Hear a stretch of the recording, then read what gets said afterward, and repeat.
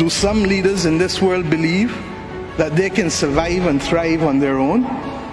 Have they not learned from the pandemic? Can there be peace and prosperity if 1/3 of the world literally prospers and the other 2/3 of the world live under siege and face calamitous threats to our well-being? What the world needs now, my friends, is that which is within the ambit of less than 200 persons who are willing and prepared to lead. Leaders must not fail those who elect them to lead. And I say to you, there is a sword that can cut down this Gordian knot, and it has been wielded before. The central banks of the wealthiest countries engaged in $25 trillion of quantitative easing in the last 13 years. 25 trillion. Of that, 9 trillion was in the last 18 months to fight the pandemic. Had we used that 25 trillion to purchase bonds, to finance the energy transition, or the transition of how we eat, or how we move ourselves in transport, we would now today be reaching that 1.5 degrees limit that is so vital to us. I say to you today in Glasgow that an annual increase in the SDRs of $500 billion a year for 20 years, put in a trust to finance the transition, is the real gap, Secretary General, that we need to close, not the 50 billion being proposed for adaptation. And if 500 billion sounds big to you, guess what? It is just 2% of the 25 trillion. This is the sword we need to wield. Our excitement 1 hour into this event is far less than it was 6 months ago leading up to this event.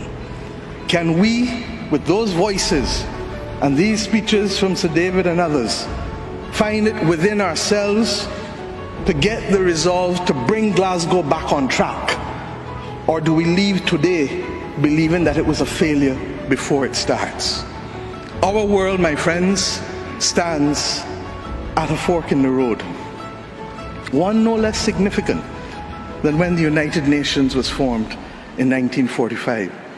But then, the majority of our countries here did not exist. We exist now. The difference is we want to exist 100 years from now. And if our existence is to mean anything, then we must act in the interests of all of our people who are dependent on us.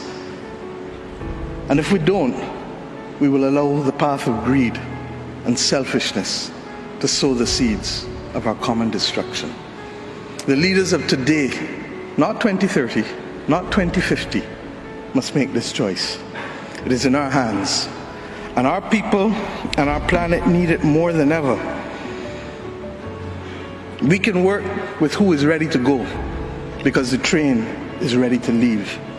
And those who are not yet ready, we need to continue to ring circle and to remind them that their people, not our people, but their citizens, need them to get on board as soon as possible. Code red to the G7 countries. Code red to the G20. Earth to COP, that's what it said. Earth to COP. For those who have eyes to see, for those who have ears to listen, and for those who have a heart to feel, 1.5 is what we need to survive. 2 degrees, yes, SG, is a death sentence for the people of Antigua and Barbuda, for the people of the Maldives, for the people of Dominica and Fiji, for the people of Kenya and Mozambique, and yes, for the people of Samoa and Barbados. We do not want that dreaded death sentence. And we've come here today to say, try harder, because our people, the climate army, the world, the planet, needs our actions now, not next year, not in the next decade. Thank you.